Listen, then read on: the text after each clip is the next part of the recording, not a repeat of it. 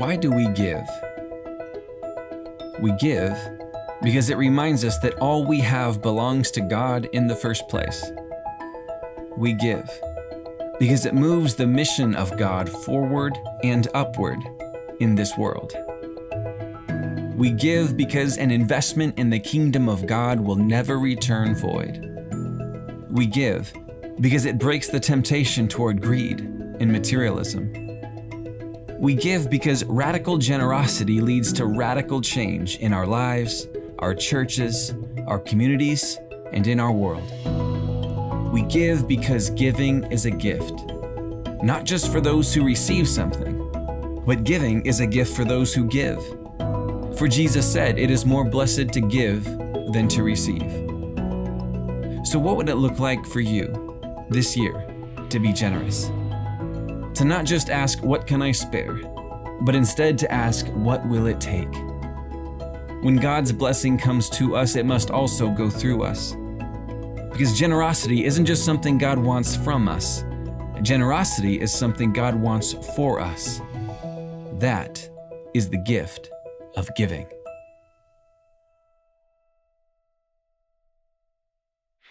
How are y'all? You doing okay? Ready for Christmas? Absolutely not. We're not, and so we're just happy to be here. And this text from 2 Corinthians chapter 9, and as I mentioned before, we're talking about finances and the church today. Let each person think about how much he should give and make up his own mind. Now, this is not talking about tithe. This is talking about an offering besides the tithe, because God has made up his mind what the tithe is going to be. That is a 10%. So in that way, he will be more likely to give from his heart, not because he feels forced to give. God loves for people to give cheerfully, not grudgingly. So finances and the church. Father, we thank you for the way our church, TLC, True Life Community, Seventh-day Adventist Church, supports our church. We love our people love the church, and I thank you for that love going both ways. Go with us now as we present finances and the church. In Jesus' name, amen.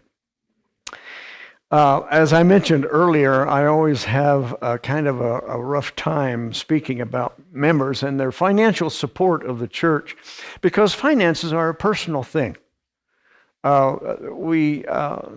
It's a very personal thing, and everyone knows their own financial situation. By the way, we as pastors are not mandated by the conference or anyone else to give a sermon on tithes and offerings. The reason I'm doing this today is because I've never done it.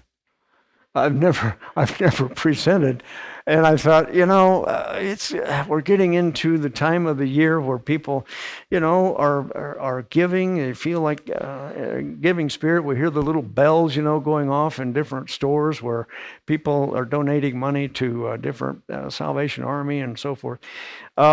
And so I'm doing this because I've never done it, and since I haven't done that, there is some confusion with some people about what is tithe and what is offering and what happens to all of that. Where does it go? And how is it used? So I'm going to just kind of enter this subject with a little bit of fear and trepidation, because I know some people feel they can't afford those things. By the way, I want you to know that I have no idea who gives what in this church. I don't look. My wife does the deposits, but I don't ever want to see them, because I don't want to feel any way about any. I want to love everybody the same. So as a matter of fact, I don't even take care of the finances in my house. You know who does. And she is good at it. She likes doing that, and she should. I mean, shouldn't like doing it. She should do it because she likes doing it.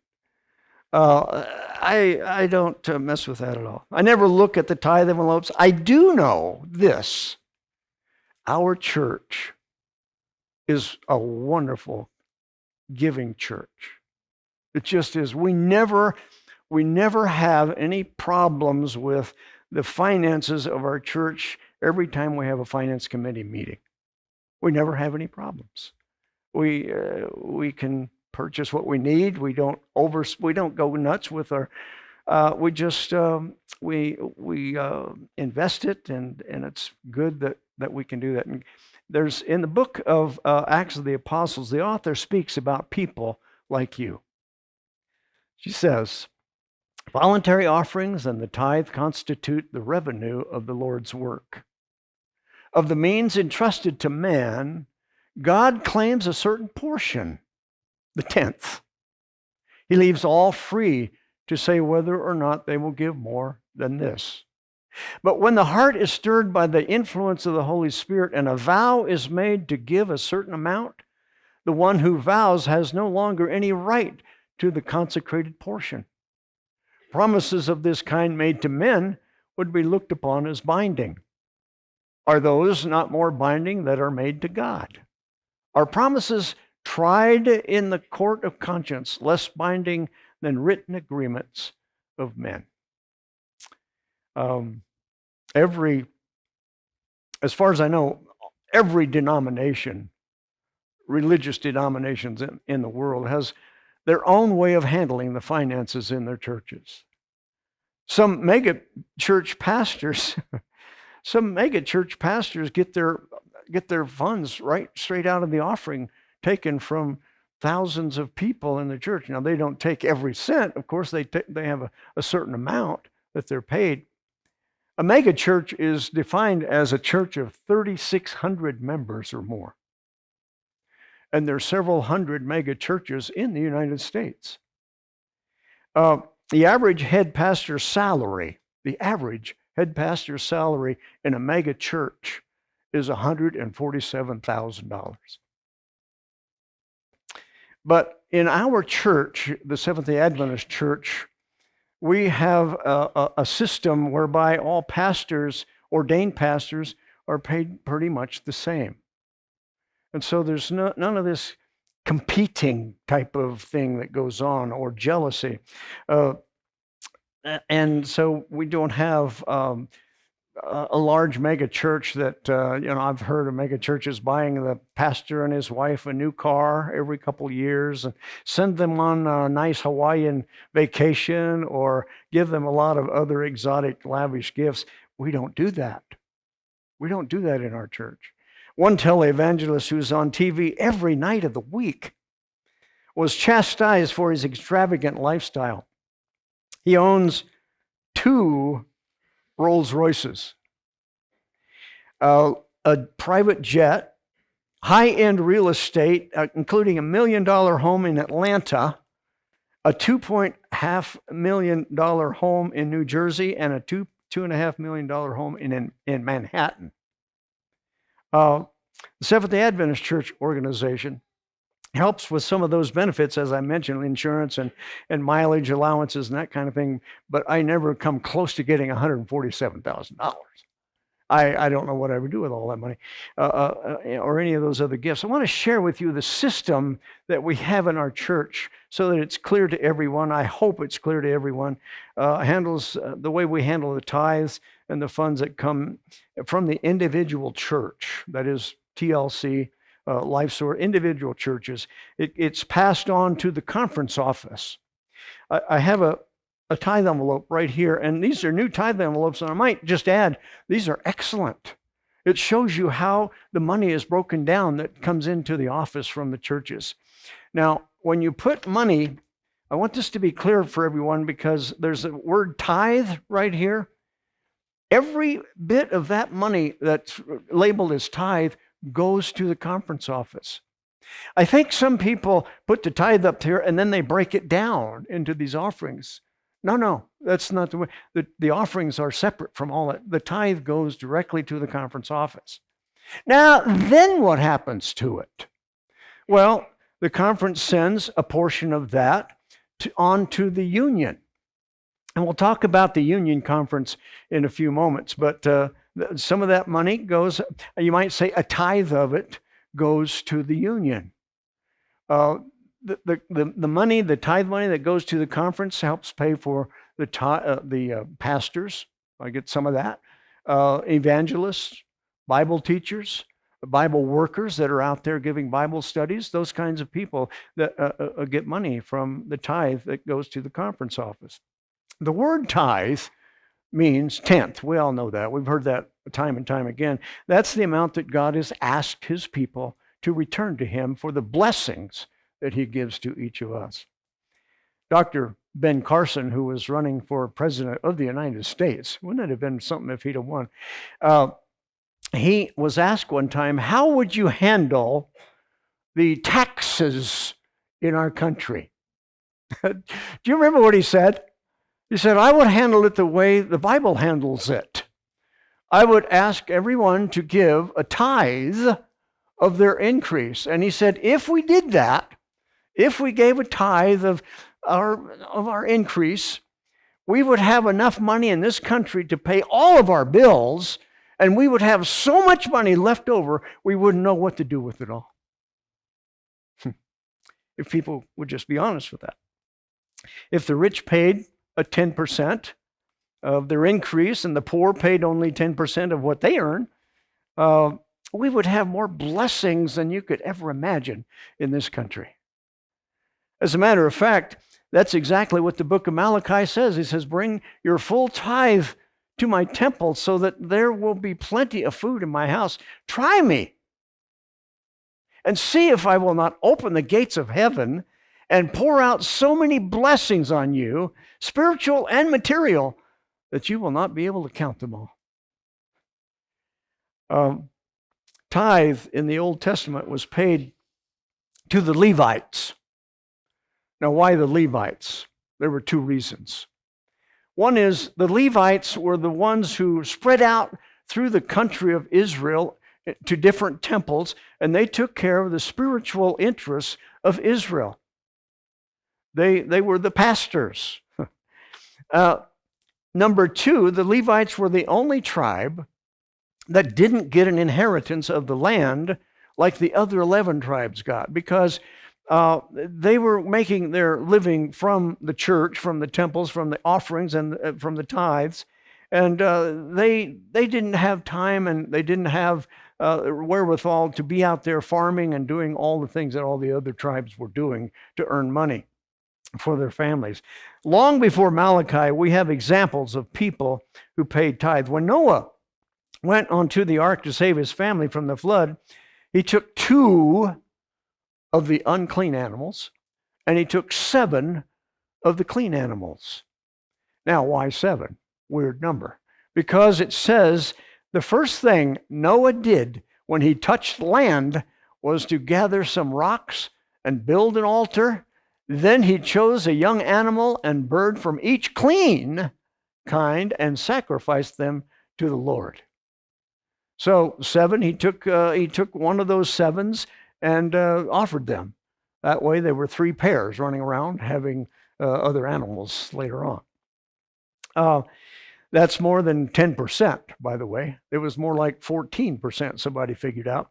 Later in the book of Genesis, Abraham's nephew, Lot, was kidnapped and taken in a war, and all of his possessions and his family and his people.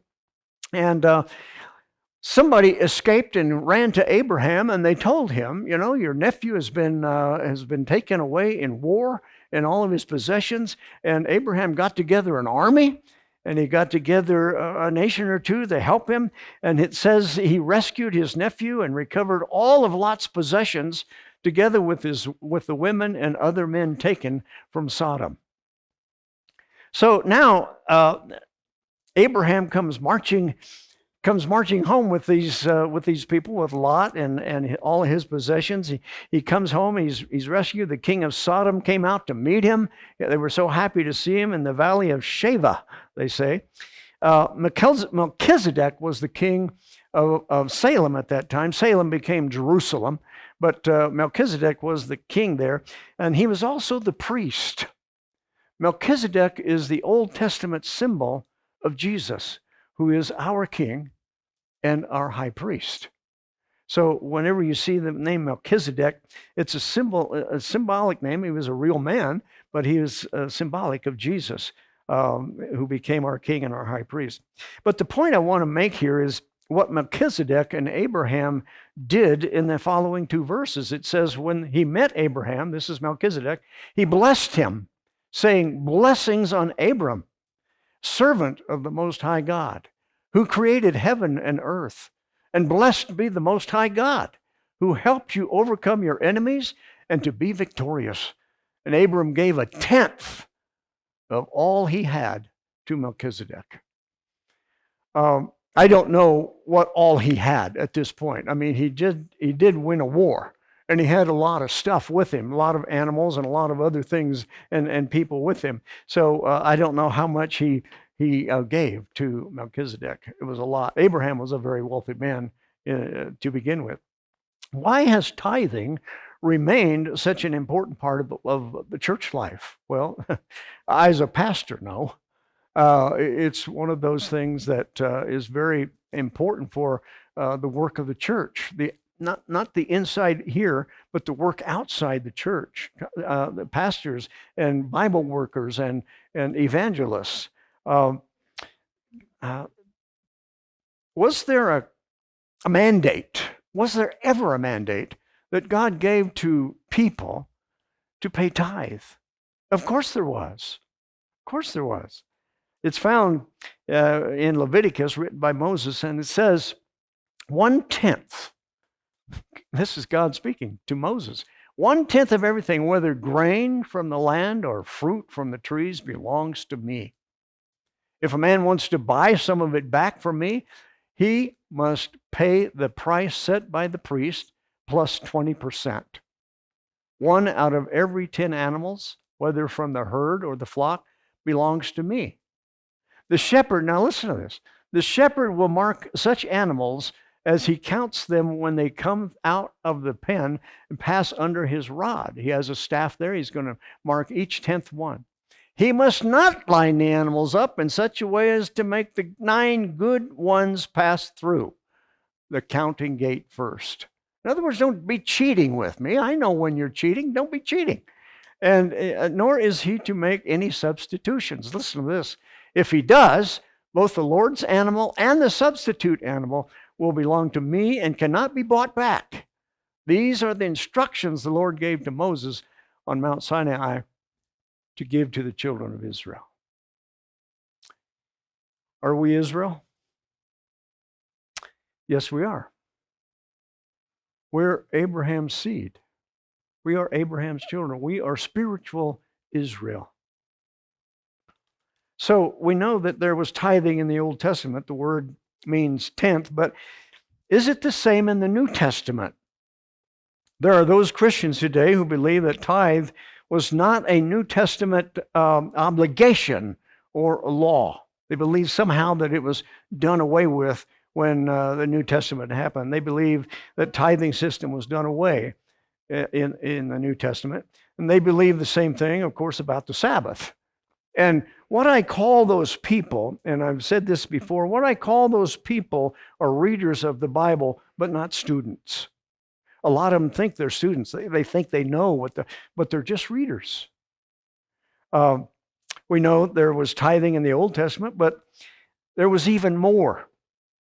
I read these words as a declaration from the Clear Word Bible in Deuteronomy 14. Remember that in addition to the Lord's tithe, you are to set aside for yourselves 1/10 of all that your fields produce.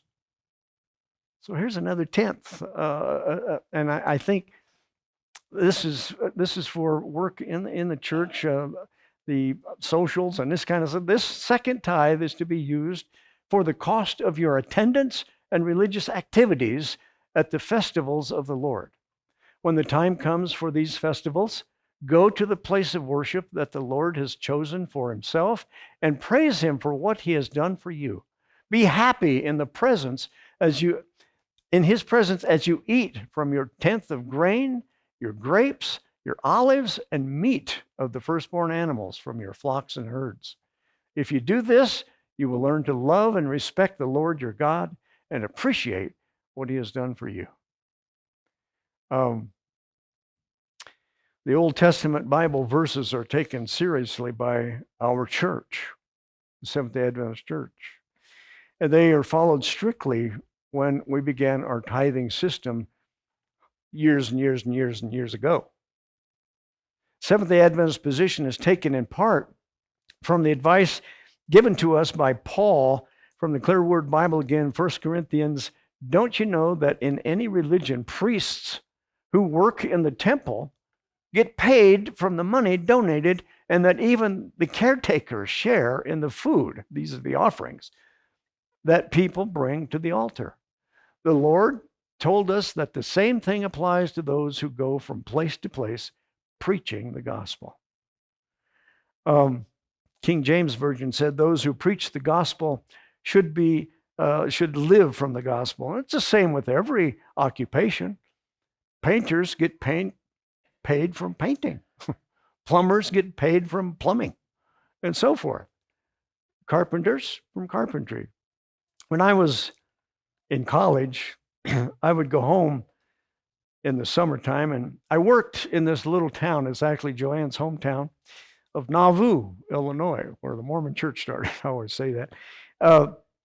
But I would go there, and I drove a tractor. It was a mower, and it had a mower underneath, and I would drive and make their property look nice for them, help them with their mowing weeds and that kind of stuff. Once in a while, we would hit something and break something.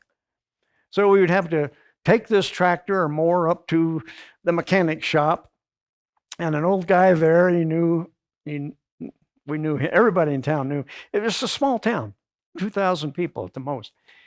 And I would take the broken piece in, and he would do some welding, and he would say to me, kind of in a snide way, "Well, Bob, you're studying for the ministry, huh? Pretty easy job, ministry. Hour to prepare your sermon, hour to give it.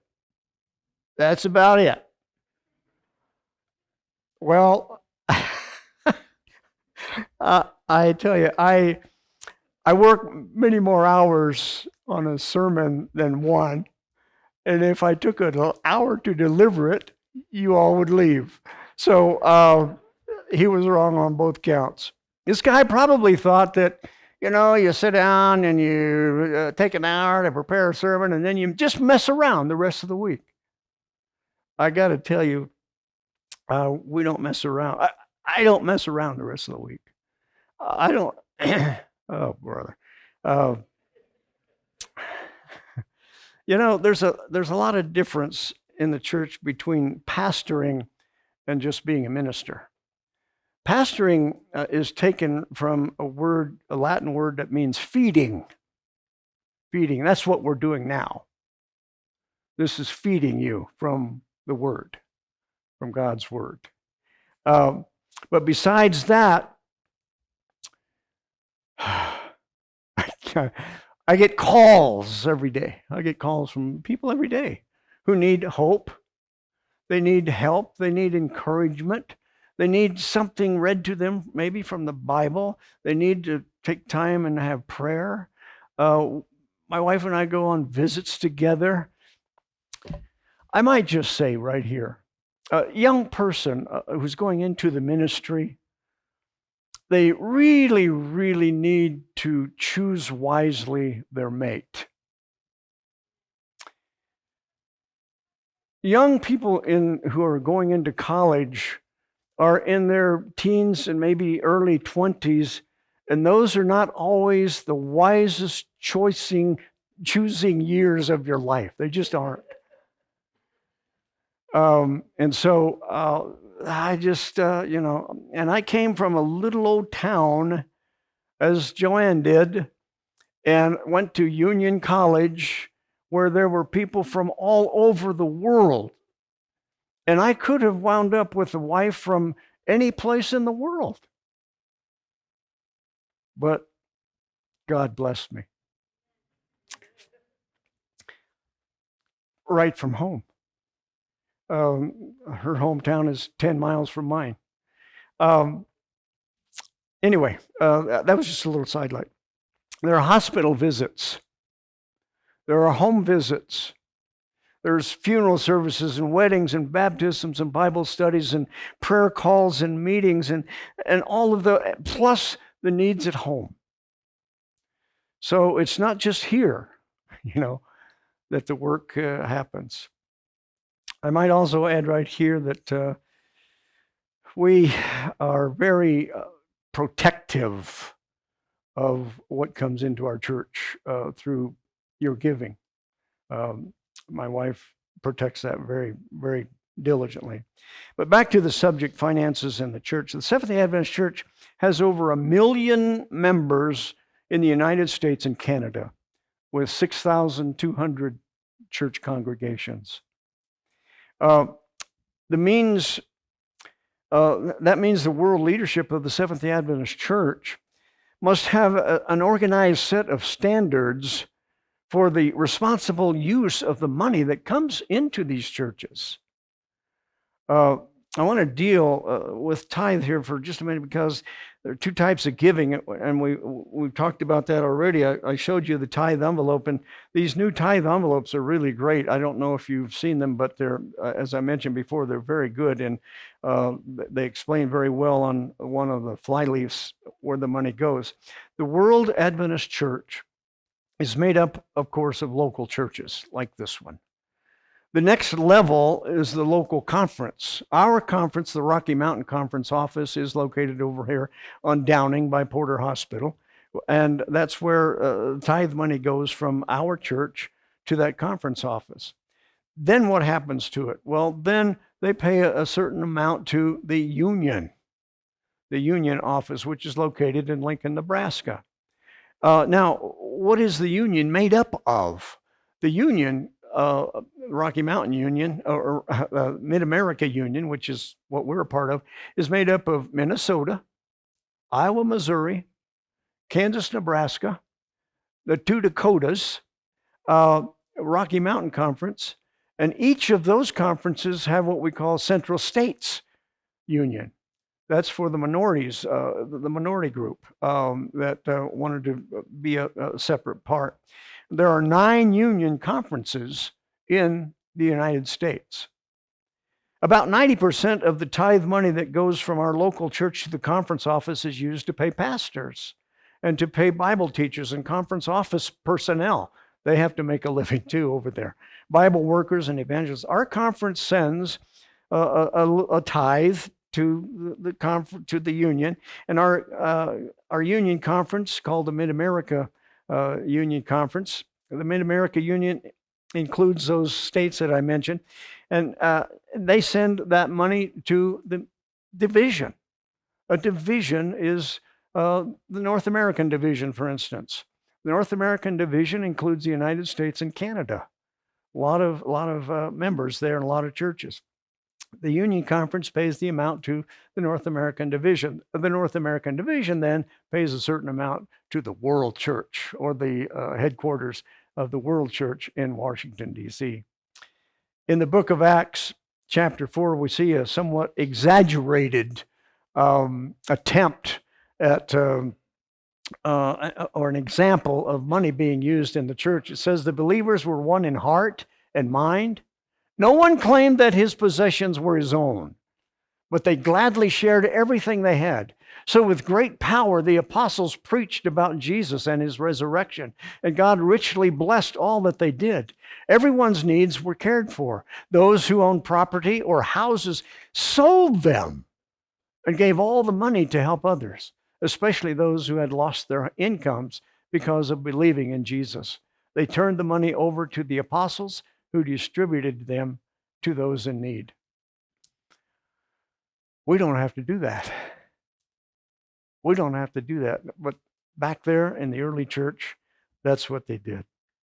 I don't believe God is asking any of us to do anything like that. I am most happy and most blessed to have the tithe system in our church. It really does bless us. So I end today with a challenge for those who have never tried God's deal. You remember God's deal back there in Malachi? He said, try me. Just try me. Check me out and see if I will not open the gates of heaven and pour out so many blessings on you, spiritual and material, that you will not be able to count them all. He's done that for me. I'm sure that he does that for you.